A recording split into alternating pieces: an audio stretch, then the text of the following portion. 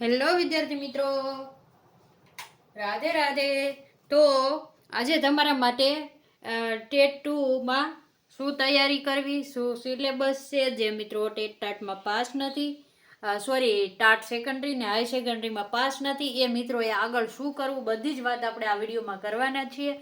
તો પહેલાં તો આપણી ચેનલને સબસ્ક્રાઈબ કરી દો, વિડીયોને લાઈક કરી દો અને તમારા કોઈ પ્રશ્ન હોય તો કમેન્ટમાં લખી દેજો. બરાબર. તો વિડીયોને આગળ હવે જોઈએ. તો કે તમે શું ટેટ ટુની તૈયારી કરો છો? પહેલાં તો હા કે નામાં જવાબ આપજો કમેન્ટમાં, જો તમે તૈયારી કરતા હોય તો. બરાબર. ટેટ ટુની એક્ઝામ પહેલાં તો કોણ દઈ શકે? જે મિત્રોએ ડીએલએડ કે પીટીસી, ડીએલએડ પીટીસી કે જે કયો એ, બરાબર, પીટીસી અને સાથે કોલેજ કરેલી. શું કરેલું છે? કોલેજ. મિત્રો સ્પેલિંગ મિસ્ટેક હોય તો જોઈ લીજો. કોલેજ કરેલી. શું કરેલું છે? કોલેજ કરેલી છે. ઈ મિત્રો ટેટ ટુ દઈ શકે. અને બીજા કોણ દઈ શકે? તો કે બીએડ વાળા. બીએડ વાળા દઈ શકે તો એમ બીએડ વાળા પણ દઈ શકે. બરાબર. એટલે હવે તમને ખ્યાલ આવી ગયો ટેટ ટુ કોણ કોણ દઈ શકે. જે મિત્રોએ ખાલી ડીએલએડ કર્યું હોય ને પૂછતા હોય ઘણી વાર, મેડમ અમે ટેટ ટુ દઈ શકે, તો તમારું ગ્રેજ્યુએશન પૂરું થઈ ગયું હોય એટલે, અથવા તો તમને જે રીતે આ વર્ષે કર્યું હતું કે ટેટ વનમાં કે છેલ્લું સેમેસ્ટર તમારું ચાલુ હોય ને તમને ફોર્મ ભરવા દે, તો એવું પણ બની શકે છે. બરાબર. હવે તમને એમ થશે તમે ટેટ ટુનું કહો છો તો ટેટ ટુની જાહેરાત ક્યારે આવશે? તો મિત્રો જાહેરાત તો જુલાઈ અથવા ઓગસ્ટમાં આવી જશે. જુલાઈના એન્ડ સુધીમાં આવી જવી જોઈએ. જુલાઈના એન્ડ સુધીમાં. બરાબર. શું કામે કે તમને ખબર છે જે ટાટ સેકન્ડરી ને હાઈ સેકન્ડરી બંનેનું રિઝલ્ટ આવી ગયું છે ને બંનેની મેન્સની તારીખ આવી ગઈ છે. ટાટ સેકન્ડરીની તો મિત્રો હમણાં જ છે, લગભગ 19 તારીખ મારા ખ્યાલથી, અને ટાટ સેકન્ડરીની તો કે 16 ઓગસ્ટ તમને આપી દીધી છે. હવે ઈ કાર્યક્રમ પતે એટલે શું બાકી રહેશે? ખાલી ટેટ ટુ બાકી રહેશે. શું કામે ટેટ ટુ લેવી પડશે? હવે ટેટ ટુ લેશે ત્યારે એ સાયકલ પૂરી થશે. કઈ રીતની? તો કે પહેલાં કઈ હતી? TET one. બરાબર. પછી હતી ટાટ એચએસ હાઈ સેકન્ડરી, અને પછી હતી ટાટ એચ. બરાબર. તો હવે તમે મિત્રો અહીંયા અનુમાન લગાવી શકો છો કે હવે એક પરીક્ષા કઈ બાકી રહી? તો કે હવે ફક્ત ટેટ ટુ બાકી રહી. કઈ રહી? ટેટ ટુ બાકી રહી. અને જેવી આ ટેટ ટુ પતે એવી ફરીથી સાયકલ ક્યાંથી ચાલુ થાય? ટેટ વનથી.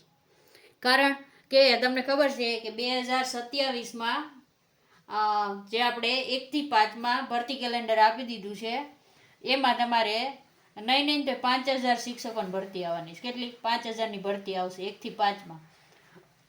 બરાબર. તો તમને એમ થશે કે ટેટ ટુની એક્ઝામ પછી, તો કે ટેટ ટુની એક્ઝામ પતશે ને એટલે પછી તમારે ક્યારે? તો કે દિવાળી પછી ભરતી આવશે. એની પણ હો, દિવાળી પછી.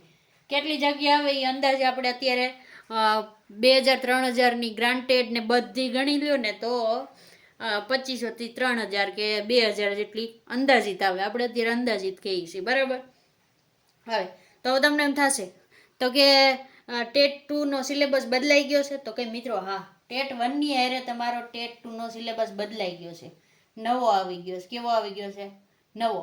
અને નવામાં થોડોક જ ડિફરન્સ છે. જો તમે ટેટ વનની તૈયારી કરી હોય ને તો મનોવિજ્ઞાન ને બધું, પછી પદ્ધતિશાસ્ત્ર ને એવું બધું આવી ગયું છે.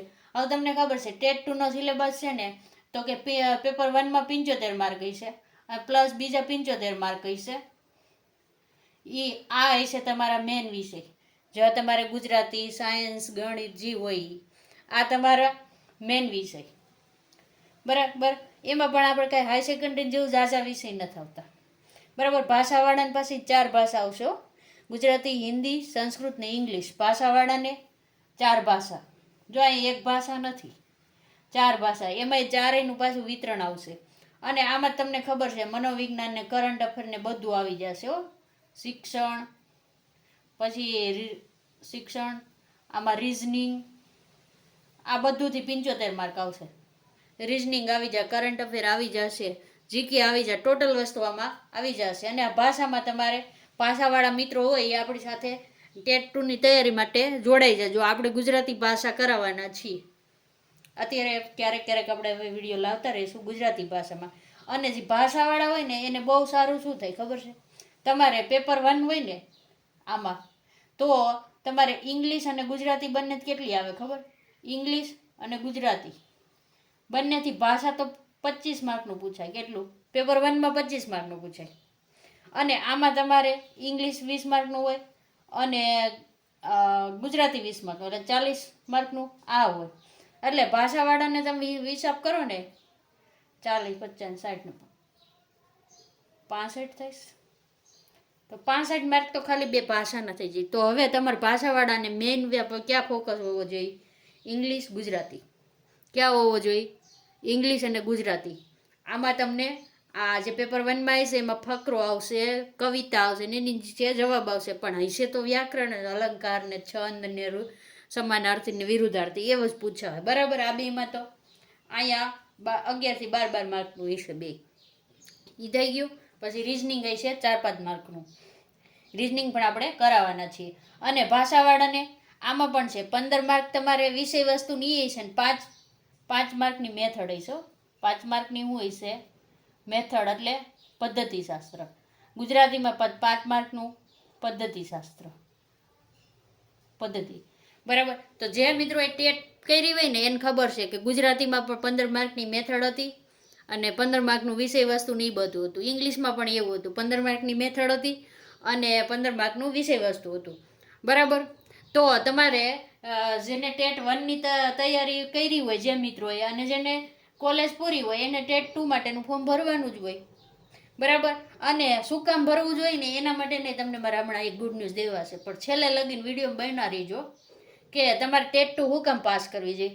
ટેટ 1 હારી કે ટેટ 2 હારી નોકરી માટે, એની પણ આપણે આગળ જોઈશું.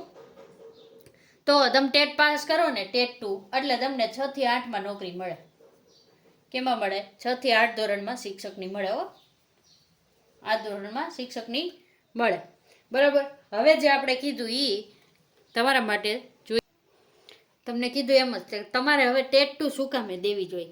તો તમે આપણું પોસ્ટમાં નાખ્યું છે તે તમે પોસ્ટ આપણી જોઈ હોય ને તો જોઈ લેજો. એક મહારાષ્ટ્રનો કોર્ટ કેસ હતો જે હતો 6 થી 8 ધોરણના શિક્ષકોને ગ્રેડ પે દેવાવાળો. બરાબર? એમાં શિક્ષકોને જે 33% ગ્રેડ પે આપતા અને બાકીના શિક્ષકોને ન મળતો, 33%ને મળતો. કોર્ટમાં શિક્ષકો જીતી ગયા. બરાબર? આપણે ત્યારે વિડીયો બનાવ્યો તો યુટ્યુબમાં જોઈ લેજો. આપણે એમ કીધું તો આવું ગુજરાતમાં પણ થઈ શકે. તો એના માટેની રજૂઆત છે ને મિત્રો, શિક્ષણ સંઘે કરી દીધી છે કે ટેટ 2 છે ને એ મોટું ધોરણ હોય, એમાં બીએડ વાળાને ડિગ્રી લઈને આવ્યા હોય તો એને ગ્રેડ પે કેટલો? મારા ખ્યાલથી 4200 છે ને મિત્રો. હા, મારા ખ્યાલથી 4200 ગ્રેડ પે આપવાની વાત છે. 4200 ગ્રેડ પે એટલે સમજી લો તમને માધ્યમિક જેટલી સેલરી મળે. બરાબર? અત્યારે તમે એમ કહો ટેટ 1 વાળાનો પહેલો 5 વર્ષ ફિક્સ પગાર હોય ત્યારે ગ્રેડ પે કેટલો હોય? 2400 હોય, પછી વધે. બરાબર? તો આ પણ તમે અત્યારે ભલે ટેટ 2માં લાગી ગયા હોય ને તમારો પગાર ભલે અત્યારે 1 થી 8 ધોરણનો સરખો જ હોય છે, તમે ટેટ 1માં લાગો કે 2માં લાગો, પગાર કેવો હોય છે? અત્યારે સરખો હોય છે. પગાર સરખો હોય છે અત્યારે તમે 1 થી 8માં લાગો. પણ ભવિષ્યમાં તમે 6 થી 8માં હોય તો તમારો પગાર વધવાની પૂરી શક્યતા. પગાર વધશે એટલે કે ગ્રેડ પે વધશે.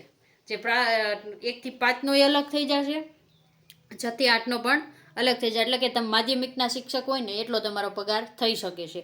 તો મિત્રો જો તમને આટલું બધું સરસ પગાર ને બધું મળતું હોય, તમને એમ થતું છે કે 6 થી 8માં તો પગાર કેટલો મળી શકે. મળી શકે. હજી તો રજૂઆત થઈ છે એટલે તમે સમજો કે સરકાર માન્ય કરે તે દિવસે તમારો પગાર વધે, પણ ભવિષ્યમાં વધશે એ આપણે 100% કહીએ છીએ વધશે.